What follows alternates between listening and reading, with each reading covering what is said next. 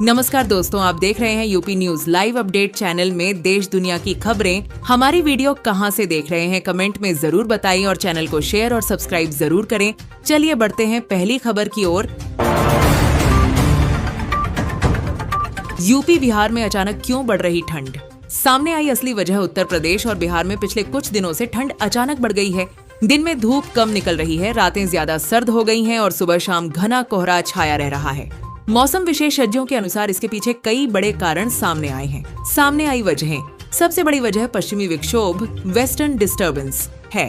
उत्तर भारत के ऊपर सक्रिय पश्चिमी विक्षोभ के कारण पहाड़ी इलाकों में बर्फबारी हो रही है, जिसका सीधा असर मैदानी राज्यों यूपी और बिहार पर पड़ रहा है। दूसरी वजह उत्तर पश्चिम से चलने वाली ठंडी हवाएं हैं। हिमालय से आ रही बर्फीली हवाओं ने तापमान को तेजी से नीचे गिरा दिया है।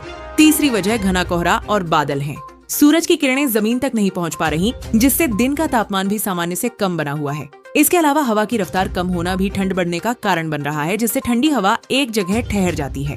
रात के समय रेडिएशन कूलिंग की प्रक्रिया तेज होने से न्यूनतम तापमान तेजी से गिर रहा है। मौसम विभाग का कहना है कि अगले कुछ दिनों तक यूपी बिहार में ठंड का प्रकोप बना रह सकता है।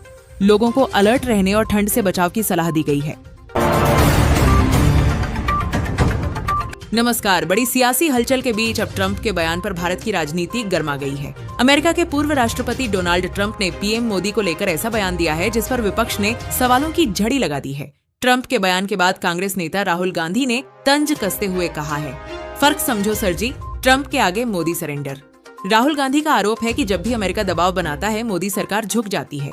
उन्होंने कहा कि चाहे व्यापार का मुद्दा हो, टैरिफ का सवाल हो या विदेश नीति, हर बार भारत के हितों से समझौता किया गया।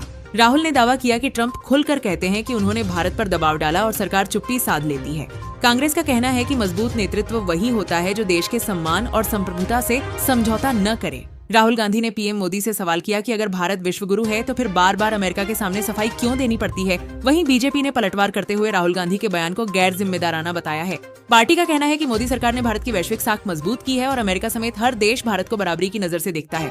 अब सवाल यही है, क्या ट्रंप का बयान सच में भारत की कूटनीति पर सवाल खड़े करता है या यह सिर्फ सियासी बयानबाजी है?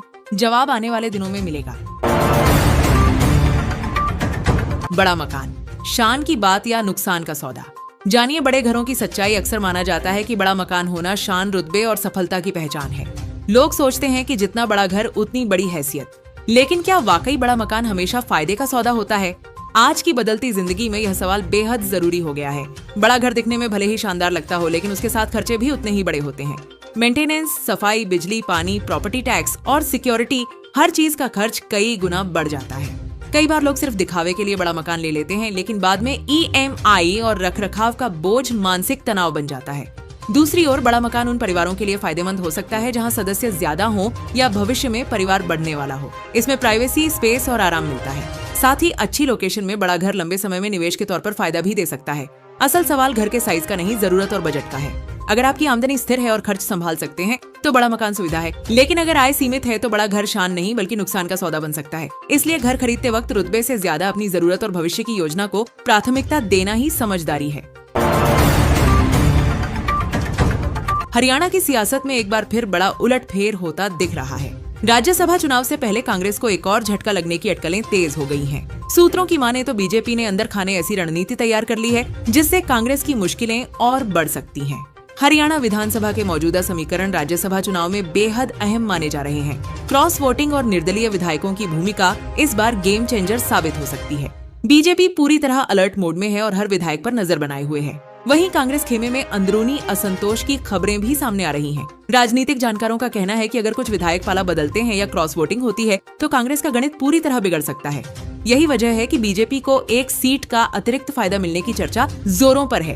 कांग्रेस की चिंता इसलिए भी बढ़ी हुई है क्योंकि हाल के चुनावी नतीजों में पार्टी को पहले ही झटके लगे हैं। ऐसे में राज्यसभा चुनाव में हार पार्टी की साख पर बड़ा असर डाल सकती है।